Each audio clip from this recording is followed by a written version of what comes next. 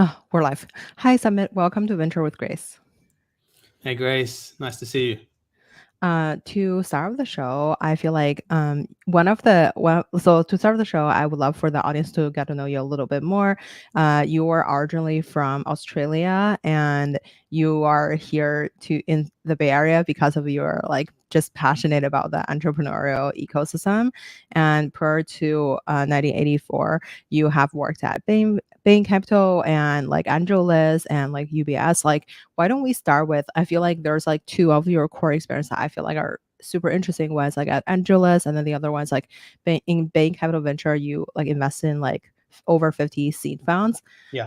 I feel like those are some like really cool experiences I definitely want to talk about. But why don't we start with like you telling the story of like how you got to where you are and what are some core lessons that you've learned along the way?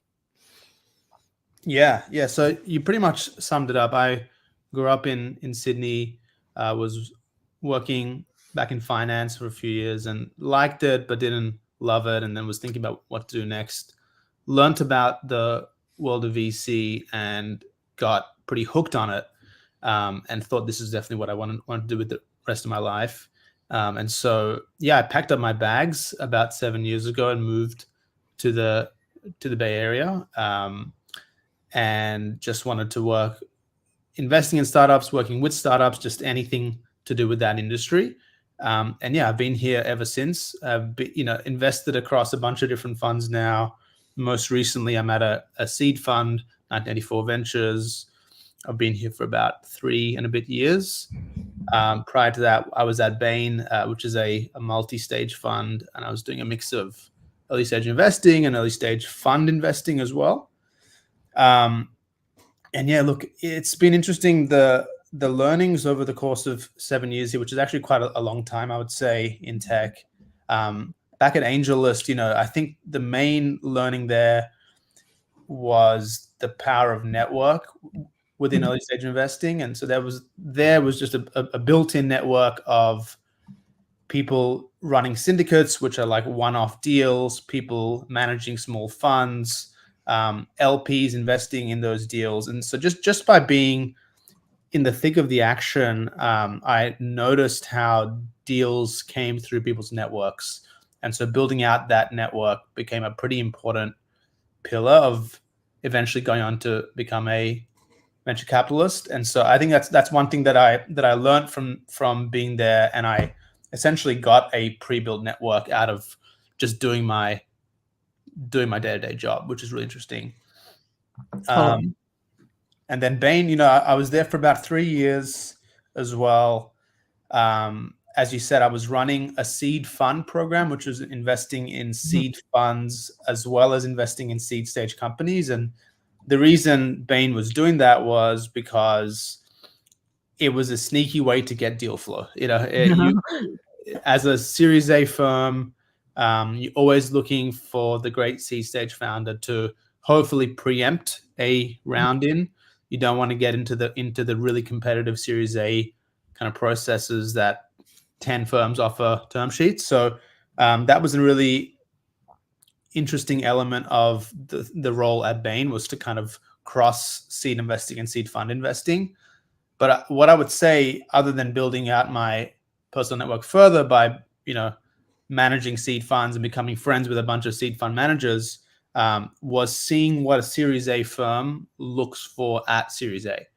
And so Bain is mainly invests at Series A, writing $10 million checks and upwards, and just seeing what the bar for founders and presentations and businesses look like at Series A, and they're a pretty strict firm as well. So the bar is really high. So I think that's been a really, really important learning as I'm now investing at seed. Obviously, all of our seed stage companies hope to go on to raise Series A's, and so just knowing what that bar looks like has served me well in terms of how in terms of which of our companies we think are ready to go on and raise A's, which of them, how to best tell a story that's going to resonate with Series A investors, and what kind of metrics they care for. So I would say both those roles were super helpful in to kind of positioned me as a seed VC over the last few years.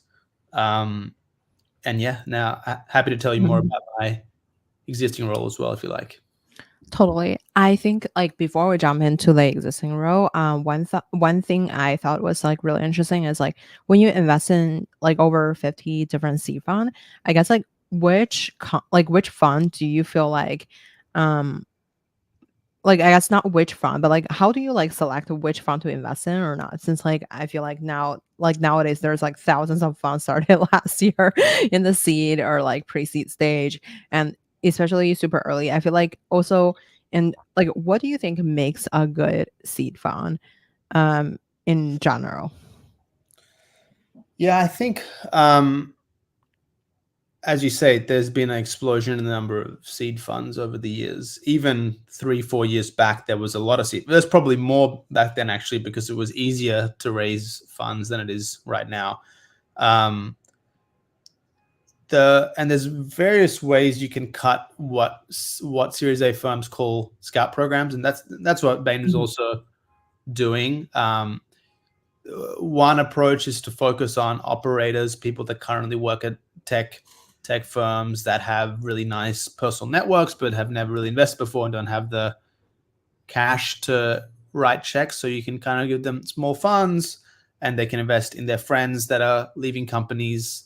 I would say the approach that we took at Bain was to focus on people who were angel investors doing it full time and had scaled up to raise their first fund. So people that were spending, most of their week meeting companies, had some track record of being able to pick decently well, had an interesting network, had an interesting insight on a certain sector, had just something differentiated about them. And I would say that same, it's difficult to pinpoint, and it's the same way it's difficult to pinpoint what kind of founders you want to invest in, but typically it's something very impressive about them that makes you want to lean in. And so we had backed some industry specialist funds, like a fintech seed fund, where they had really good insights around the latest trends within fintech. They resonated with early stage fintech founders, and they were able to just kind of win allocations consistently. So that was an interesting kind of prototype. The other interesting approach was picking a sector that other people were less interested in, but you knew was going to become something hot in the future. So like 1984 Ventures was actually a seed fund that we had invested in back at Bain that ended up joining, and their focus was on antiquated industries and like supply chain software, Mhm. logistics software, port software, things like this. And as you saw with the like high, they were never hot sectors, and then COVID came and made a lot of those areas pretty interesting. And so people that are early to a interesting space and think independently, that's an interesting trade as well. And then like people, I would say that the third bucket is people who um, do something unique that makes them founder magnets. And so, for example, um, Dave Fontenot, who runs HF0 now, his focus a few years back, we had backed him back at Bain as well. His focus was on just backing super talented engineers and leaving the business, not think too much about what they're working on, just assessing their technical skills and becoming a magnet for those kinds of folks. And that worked out really well for them as well. And so there's no one strategy, but I would say something impressive either on industry insights, founder magnetism, picking a space that others aren't rushing towards, but being right about that space. Those are all ways to play it. Um, and yeah, that at the end of the day, in early stage investing, the only asset you really have is hustle. And so people Mhm. that are out there meeting tons of founders, creating a lot of energy for themselves, and just finding themselves in the mix on interesting companies tends to be a pretty good signal for them doing well as seed fund managers. I wonder, how do you kind of like communicate that in like a deck or like a pitch? Because I feel like there's a lot of founders with amazing network, but would you say like for the founders that you've end up investing in, like um would you say like they all already had like amazing track record on the resume, or would you say it's more of like a storytelling? Because I think a lot of people I could argue like based in like living in Silicon Valley, a lot of people have great networks since like the people are very like the talented people are very like concentrated to a degree. And I wonder how does that like reflect into like a pitch or like a deck when you are hearing, like 50, like you already invested like 50 seeds Yeah. funds. Like I'm sure you're hearing thousands of pitches too. I would say it's a little bit like, it's pretty similar to investing in founders when you pair things back, because either you have a track record, and that's the same as a founder having traction. And if you have a track record, then you can analyze it. If you don't, then it's about raising on the basis of like a overarching narrative. So I'd say both, early stage investing, founders that we make investments at the pre-seed stage when founders typically don't even have anything to show for it. There it's all kind of narrative. And similarly, I think early stage fund managers who don't have a track record but have an interesting thing to say or pitch, they get judged based on storytelling, and then everybody else gets judged a little bit more based on what they've actually done. I wonder when it comes to like fund construction, do you have any like, for example, like do you see like anything that's like works well in like the seed stage? Because I think it also depends on like how big the fund size is, since like your fund is like way bigger than a lot of the first time like emerging manager who was raising like a 2 million or something. So I wonder like have you like, so I guess like what would be the insights on like fund construction or yeah. Yeah, and look, I think it depends a lot on the check size that you want to write. And so if you don't want to lead rounds, and you just want to partake, I think a sub 500K check tends to work. Typically a little bit smaller, where a bigger fund is leading, but there's still room for other investors. And so people in that 250K to 500K range have made a living off of being like the smaller fish in the round, but constantly get themselves into higher profile rounds. And there are many funds that go that approach. If you're going bigger, then the sources of deal flow tend to change quite a lot. So you're playing a different game. In both cases, my personal preference, and I can tell you a bit about our fund as well, is for a portfolio size to be at least 30 investments, probably closer to 40, if not more, just because I think you need to give yourself the chance to get lucky as well, even if you have the right approach and framework. So, but there are obviously many seed funds who are more concentrated than that. My personal preference is, call it 40 and maybe more investments at the pre-seed and seed stage. I wonder, let's say like, so I feel like for 40 deals to be made in like a year or two, like, so I feel Not like in 2 years. Sorry, that would be over the course of 3 years. Yeah, two and a okay. half, 3 years. Yeah. um And I wonder for like the first time fund managers, since like a lot of like the emerging managers are listening, like they're like way smaller funds than like you guys. But I wonder when people were raising their first fund, like to what would you say would be like the general fund size that people were able to close, turning from like a super angel or like an operator to an emerging manager?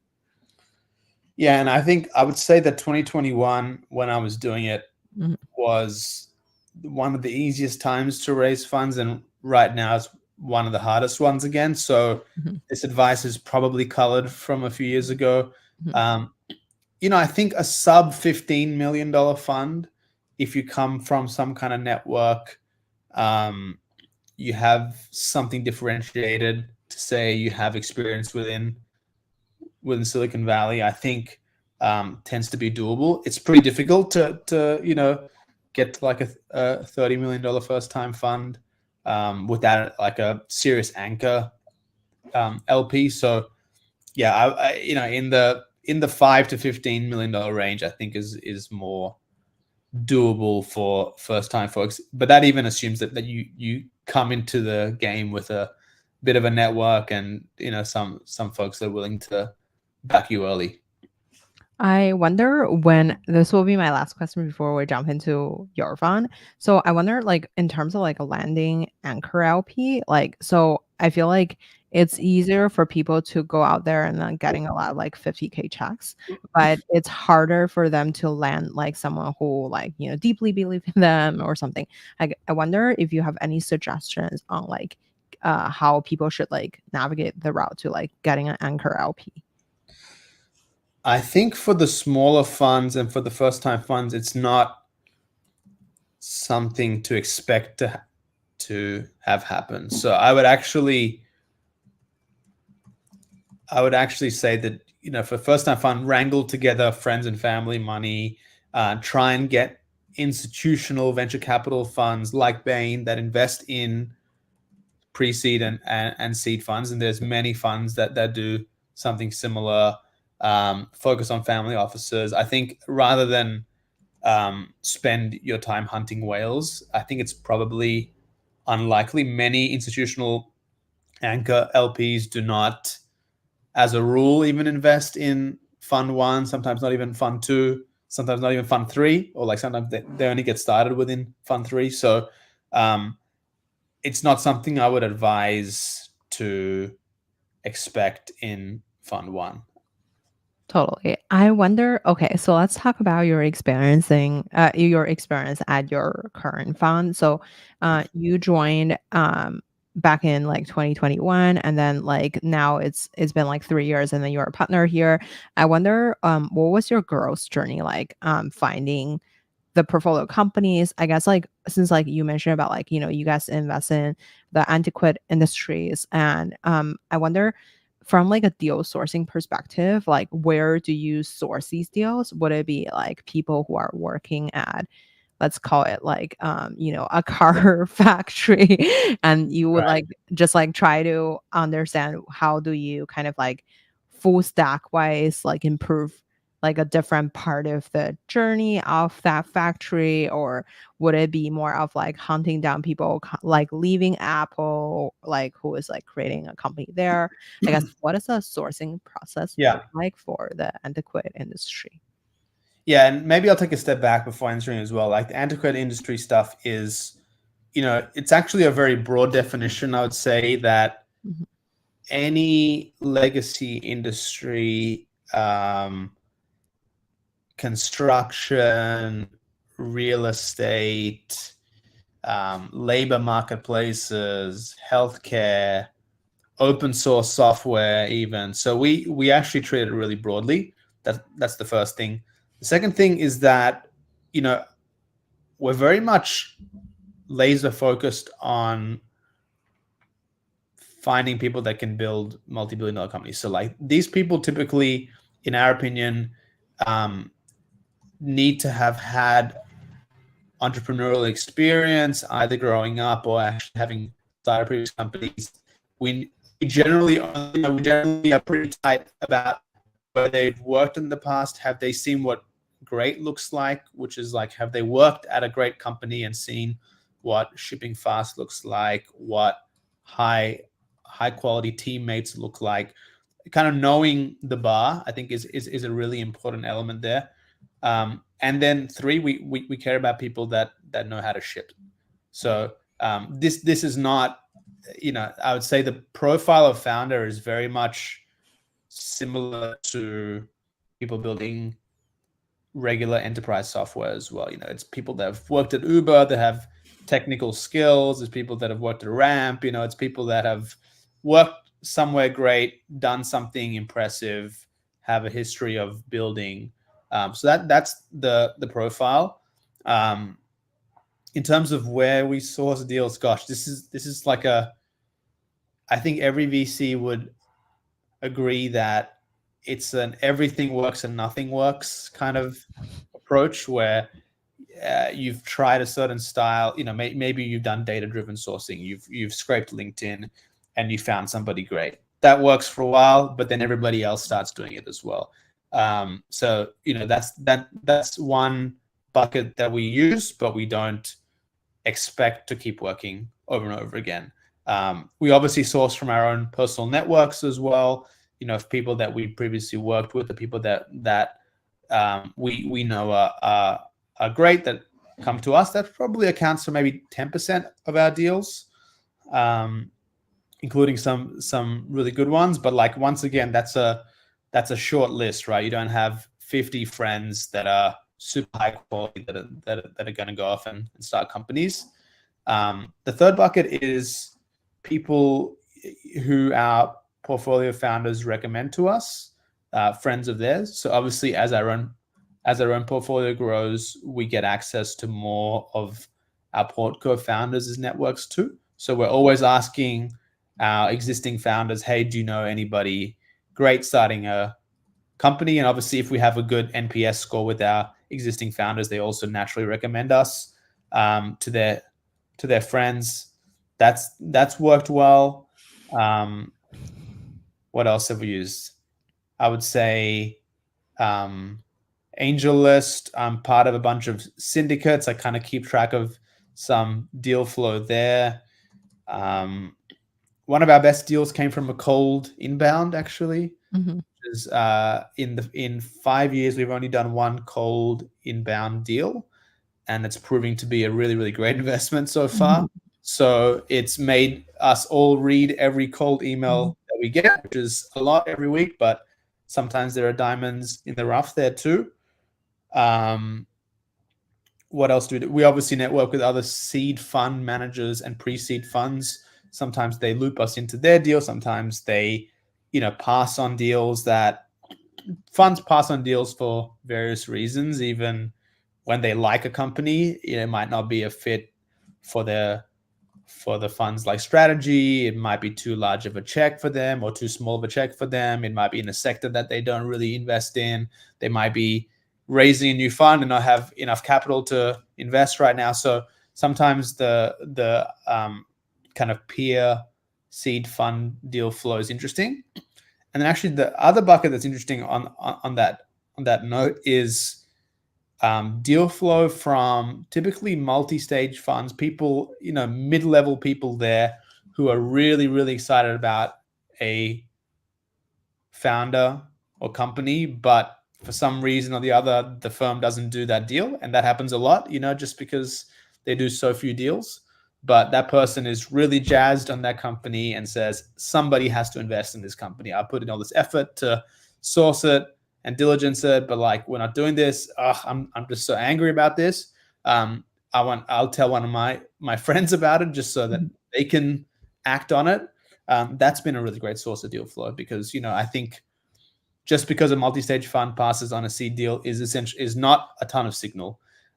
There's such a lack of consensus at the seed stage on what is a good company, that your convictions can be right over, even if a top tier looking brand passes on a seed stage company, they can be wrong, and you can actually be right if you have the right conviction in it. So that's been an interesting source of deal flow as well.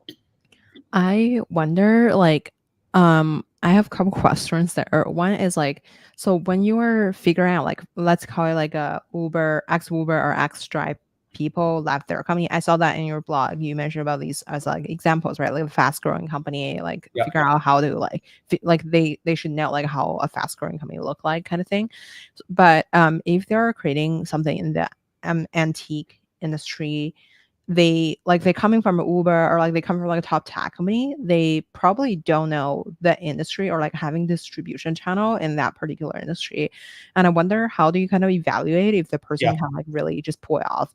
Besides, I guess evaluating both technical and sales skill of the founders would be important, but I guess what would be the like Yeah. questions that you ask to kind of evaluate So that? so you're asking industry expertise, yeah, and this is a double-edged sword, and many investors will tell you things that like, I think like Vinod Khosla says stuff like Uber would never have been started by someone from the taxi industry, and he has various examples like this where knowing too much about an industry actually closes off your mind as to why a new idea could work now, because you've just seen so many reasons why the existing structure, within the confines of the existing structure, things won't work. So there is this interesting element of knowing too much can actually harm you here. I would say we mainly invest in B2B software, and so within B2B software, the two things that we care about is the people that can ship, but two is like, is there some inkling of customer pull? Is there some desperate customer need? Is there some deep pain point? These are kind of all the same things of saying different ways of saying the same thing. And that we can assess for ourselves, actually. We can go and speak to some early customers. We can see how strongly they describe the pain. And we can also probe the founder, like, how many prospects have you gone and spoken to?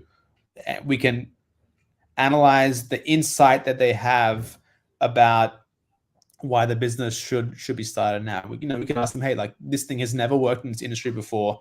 Why do you think it's going to work now? If they haven't got a good answer for that, it tells you a few things. It tells you that they probably haven't spoken to enough people in the industry. They probably don't know enough about it to really have a interesting wedge product that is going to resonate. So it's relatively straightforward to analyze. I would say within B2B software, we can also tap people from our own kind of networks. And, if it's a architectural focused software, we have an LP of ours who runs a architecture firm. We can go and talk to him. We have that kind of thing happens more often than you would think, especially once you've analyzed, 50, 100 different companies across various kind of sectors. So, yeah, we're not hell bent upon the person having industry experience. And actually, most of our best founders have like some tangential experience, or have spent a bit of time on it, or have personally experienced the problem, or have like started kind of tinkering in a space and then found a clearer pain point. So it doesn't take that long, I would say, for a founder to get up to speed on an industry. It can be a few months of like immersively exploring something even.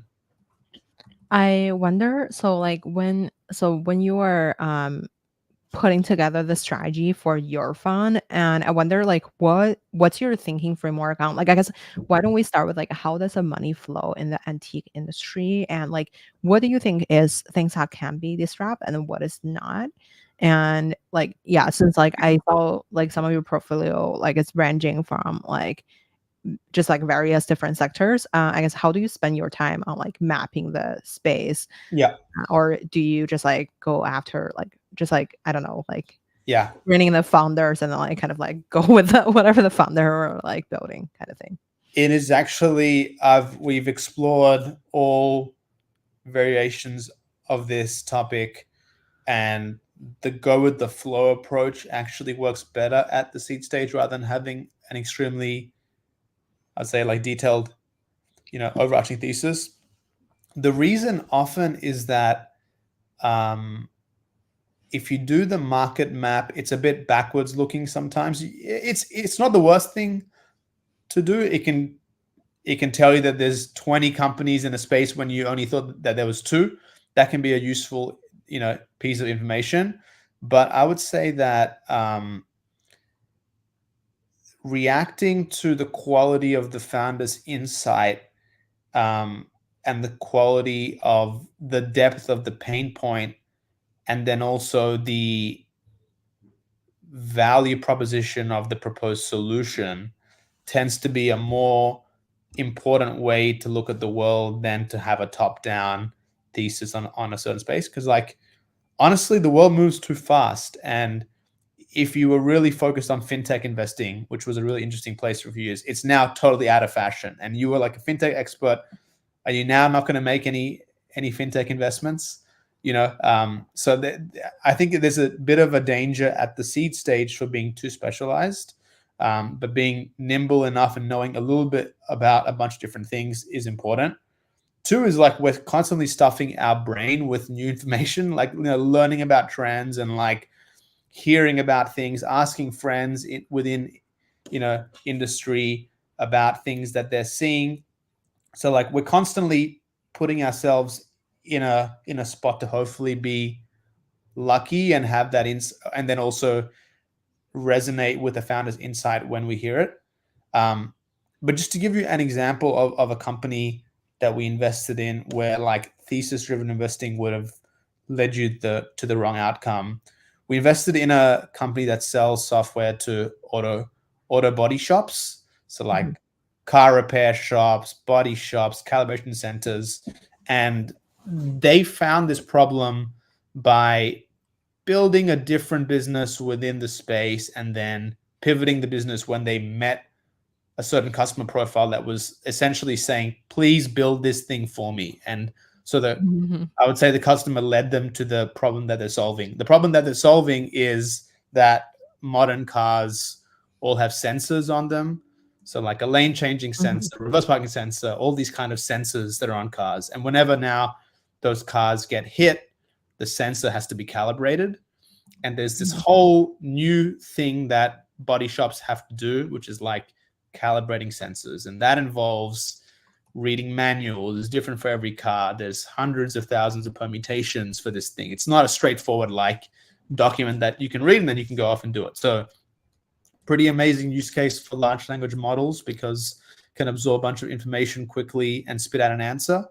And the body shop technicians were, they could spend 4 hours doing this task and then make a bit of money from it. But like, they're not going to sit around and read manuals. But now this company Rev came along and essentially does the research for the body shop technicians and spits out an answer and says, hey, you guys are going to make an extra $1,000 right now if you do this task.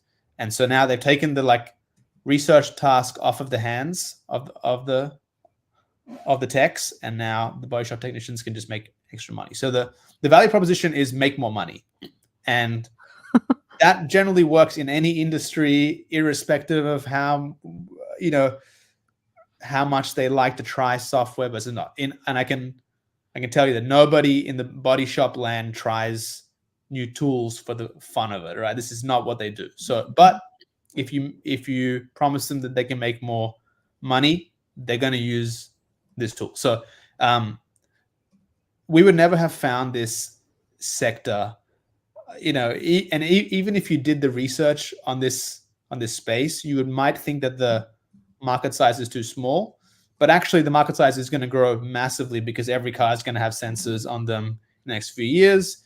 And it's kind of turning non-consumption into consumption because body shops are not doing it right now, but like if you give them the tools to do it, they will do it because they can make extra, kind of top line. So that's a really great example of a company that we like to invest in where the insight is non-obvious, but there's a clear pain point that the founder has seen.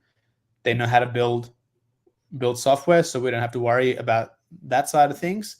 And naturally, when you solve a problem like that, other problems come up for you to also solve. So like customers are now telling them to solve the next problem. They're like, hey, can you train my body shop technicians to get up to speed on doing sensor calibrations? Can you build this to my like insurance company as well? I don't know how to bill it, so like all these other problems come about when you solve one problem really, really well. So we would much rather hunt for that deep pain point and let other things figure themselves out than have a top-down view on an industry and then like surgically go in and pick a certain company. I wonder, so basically you're saying, so this company is helping the car to do the research on how to make more money, but like what? sensor calibrations. Yeah. So how do they research? Is that on ChatGPT or like what's a what's a research kind of Yeah, like? the research is, so there's probably like 500,000 permutations that the body shop has to keep in mind. Every single vehicle has a different set of sensor combinations. Every car manufacturer has their own like manual. The manual changes for every vehicle. Every year's model is different. So step one is aggregating all the information, which is itself a pretty painful task. It's not in one place. Step two, actually, it's not just like you read something and you know what to do. It's a bit like legal, where experts have a informed opinion on how to read a certain thing. They say, actually, this sentence is interpreted this way because of this. So like getting human in the loop expert feedback to improve the accuracy of your answer matters as well. So they've gone to have to then get these expert technicians to then help them out. And then three is putting it through a large language model to turn a lot of information and like summarize it down into the core kind of tasks that the body shop has to then go on like perform. So it's a complicated data aggregation, human in the loop, accuracy improvement, and then like a large language model combined together. I wonder when you're looking at that company, so like what can you walk us through like how you meet them to like, evaluating the team to Yeah, the idea like because obviously the idea like you just mentioned like it sounds like a very niched profitable thing, but I guess like when it comes to like the whole package, like there's the team, there's like the buyer experience and like I guess like can you walk us through how do you diligence this whole yeah. company from the beginning? Sounds good. And I must admit that when we met them, they were not, when we invested, they were not solving this problem. They ended up pivoting into it. So we can't claim that we foresaw this, but I can tell you why we invested anyway and how we met them, and maybe why we deserve to have gotten lucky here at least. Let's see. This was the cold inbound company actually. So the firstly, the reason that I opened the cold email was because it was well written, and so they had a kind of catchy X for Y kind of tagline. This is a fair for the auto market aftermarket kind of auto space, and so that's like interesting X for like Y business idea. We knew about fair as a business. The second thing was that the two founders had both worked at companies like Pinterest and Misfits Market, pretty credible, companies, both as engineers and also product managers. Um, the third thing was that they had like generated a decent amount of early revenue without having raised any funding. They had a working product. Like these are hard things to do in the space of a few months. Most people come to you saying, "Give me money and I will go and check if this idea is real or not." They were like, "We've already done this. We just need a bit more money to go off and kind of scale it out." So that was like, that's a pretty compelling pre-seed stage inbound, because they show you that they can ship, they show you that they know how to build, they have a history of working somewhere great, and then you can go off and speak to some kind of early existing customers and see what they say about the actual tool. So we went and did that. The feedback was pretty good. It was like, okay, we actually want this. These guys are really customer centric. They're good at holding our hands. This is like important signal in the early stage. I would say the most probative thing was that when we spoke to the founders' references, the CEO's former CEO, who he was at Misfits Market, which is like a $2 billion grocery startup now. He said to me, "This was my strongest PM. I don't really know what he's working on now, but I would definitely invest in him irrespective of what he does next. And I actually am investing." So like, we actually could have probably just hung up the phone then and a check. But that turned out to be a really, really important signal that like this is a really, this is a top 1% person. And he just doesn't have he didn't come to us with the VC networks. That's a really great situation where like we know the person's great. They just don't know how great they are themselves as yet. And so I think that, I think it shows you that at the pre-seed and seed stage, pedigree is like overrated. It's important to have worked somewhere great just because you then know what great looks like.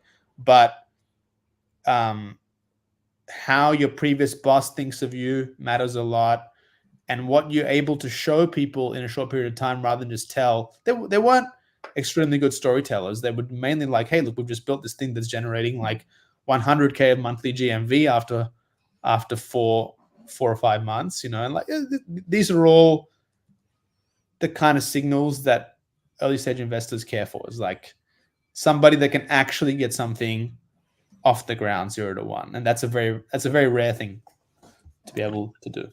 I wonder, okay, so when you mention like I guess like there's two part of the story. One is like you were talking about like the misfit market CEO Yeah. told you, oh, this is like a great top 1% person basically. How do you like, so for your portfolio company, do you have to do background checks to all the CEOs, or like, or did they provide the CEO contact information to you, or do you have to self outreach to the Yeah. CEO? And is this It's like an overkill to like, oh, reaching out no, to the it's not. It's not public overkill. It's CEO all the We time? should do it every single deal. Sometimes we don't do it, and we really should. But it's such a critical signal, that it's Mhm, easy to get the answer. It all involves with is speaking to somebody that they previously worked with and really getting a feel for how good this person is. Because, I don't know if you've heard like the Keith Raboy framework on backing people that are top 1% at some skill, top 1% at sales, top 1% at marketing, at engineering, blah blah blah.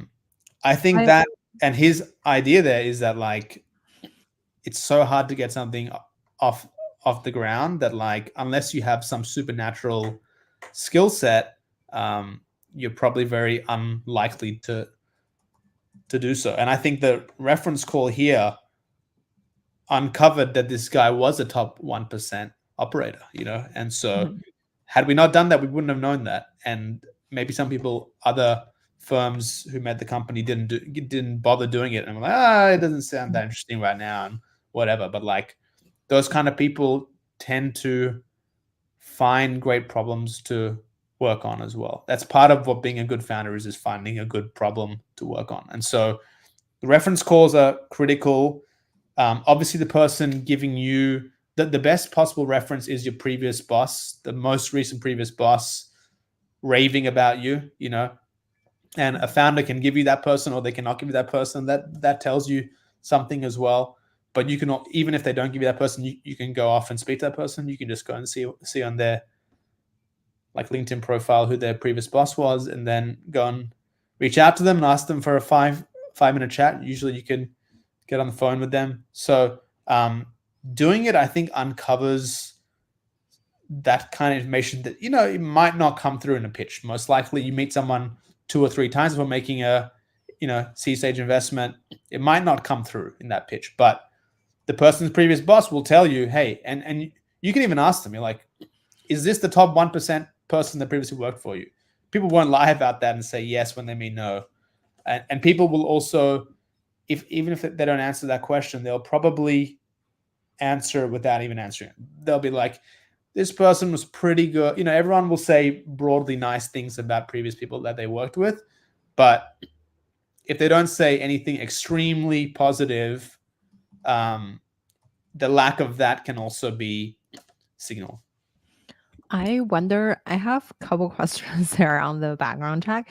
One thing is like, I've listened to like Elot Gill. So like I think he mentioned about this in like either his podcast or book. I think he basically said like at the beginning of the stage he was over indexing on like the reference code, but like some people but until one day like there were some other people like at Twitter that like Some did people really well. reference badly. Yeah. Yeah. So basically, like, yeah, they're like a really terrible employee, but they're a really good CEO to a Yeah. degree. So I Yeah. wonder how do you kind of like avoid that situation, or like maybe you just don't get along with some people, like you can't get along with everybody, kind of thing. So, Yeah, and um, I think that that is a risk, obviously, of being talked out of a deal by somebody telling you something about a person that is actually not relevant to them as a founder.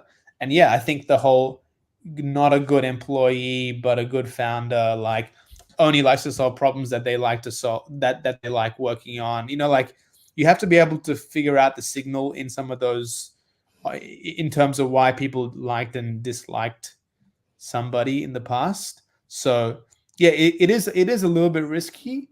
Um, I'm trying to think of how you obviously get better at it with practice, um, and you can probe for things like you can probe further about why somebody doesn't think somebody was great. But yeah, it is a tough part of background checking.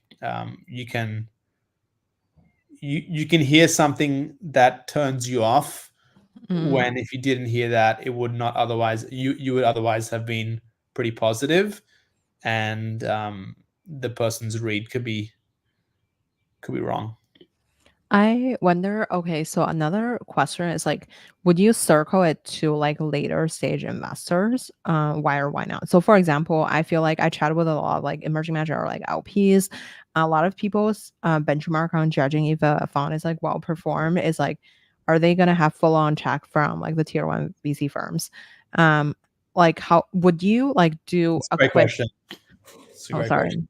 Yeah, I wonder, would you do like a quick check with, let's say, call you your friends at like a fund, like that's like, for example, later stage. Like, would you invest in this later, that kind of thing, or like, how would you go No, about it's that? the industry is way too competitive if for you to go around getting some kind of consensus about. And this is why, like, the main skill at the at the seed stage, there's way too many great founders out there, and it's too fragmented. That's why there's no one seed fund that invests in every great seed stage company. It's different at, at like Series A, when a bunch of the top firms invest in a lot of the best companies. Um, I think at seed stage, the most rare trait is conviction, and so Mm, you can't be indexing too hard off of what somebody else is going to say, and like you can't even share a great opportunity with anybody else. You want to be as like personally greedy as you can in that situation. Um, Obviously, keeping an eye on what a Series A investor cares about is important, and like that's where working at a Series A firm helps, where like they care about presentability, they care about this and that, and like if a person is really, really bad at storytelling, they're not going to improve that skill in the next 12 months when they have to go on and raise a Series A. So, like, if you're banking on that happening, that's risky. So, definitely keeping in the back of your head what Series A firms care for. But what I would say is that at the seed stage, putting presentability to one side, putting storytelling to one side, the most important thing is getting to product market fit. And like the best way to do that is by solving a really, really deep problem, and by knowing how to build software to solve that problem. So we index much more heavily on that, but we don't expect people's skill sets to radically change either. Like, so if somebody is just a terrible presenter, we will not back them either. So it's this funny dance of having your own framework, making sure you know what a Series A firm will care for as well, but also the fact that like flashy looking people at the seed stage, they might have a slight advantage over others, possibly at getting to product market fit. But like most important is not where you worked; it's what problem are you solving. And so if the company solves a great problem and it grows really, really fast, generally speaking, if the founder is half decent at speaking, they'll be able to raise the Series A. I wonder, okay, so I wonder, like, for example, let's say, would you like when you're sourcing deal, we just talk about like you would source everywhere, but nowhere, but everywhere mostly. So I wonder when it comes to, I feel like I would imagine, let's say, let's call it like, if we want like a company that's backed by like a tier one like VC firm later on in the following rounds, Yeah. I would imagine like to source where they would be sourcing, assuming their network is primarily of like their past like portfolio companies. That's why there's like so many. I don't know, like, so I guess like would you just like try to build a good relationship with the bigger successful existing companies founding team member to kind of like source from that pool, or do you feel like that's like a bad strategy? Let's call it like Nothing for is nothing is a bad strategy. I think, um, like I said, I think the Series A firms, if a seed stage company is growing fast enough, is in a broadly interesting space, um, and the founder has enough presentability, a subset of Series A firms, if not more, most of them will be interested in the company. So, and obviously certain firms have certain like sector focuses or so like you definitely have to keep those in mind. But as a seed stage VC, you might send a quality seed stage company of yours to like 30 Series A firms. It's not 3. So building the Series A network is important, and knowing what the Series A firms' areas of interest are is important. But playing your own game and just backing people, and like just backing people that know how to ship, grow really, really fast, tends to be, you'll send it to 30 firms, and a subset of those ones will be interested. It's hard to know how those, rounds play out in very mystifying, opaque ways. A certain idea can resonate with a certain person who's been thinking about a certain business problem, blah, blah, blah. You just don't really know. So we play it this way around of like indexing heavily on product market fit risk, de-risking that, and then serving up the company to Series A firms that we know care for those sectors. I wonder, so when you are building up like your own portfolio, like let's talk about like portfolio construction again, since like you guys are like, $75 million fund. That's very different than like, Yeah. a $5 million fund. And I wonder, so like to return the fund, you have to make sure that everybody kind of like every company have the potential to return the whole Yeah. fund kind of thing. So I wonder what kind of valuation would you enter at? And like, and then when you're meeting the team, would it be like two people in a garage, that kind of thing? Or would it be like they already built some sort of like, they already kind of like have like you mentioned, like the previous company you back were like, having revenue after 4 or 5 months the founders have been working on it. Like what would be like a norm of the companies that you would like Yeah. consider like back? I mean, we invested both the pre-seed and seed stage, so they're different. They're different categories, really. And so at the pre-seed stage, we've invested in 2 founders pre-product, a handful of times. The bar is high. The person has to be brilliant in some way. The insight has to be really strong as well. There's a lot of risk that you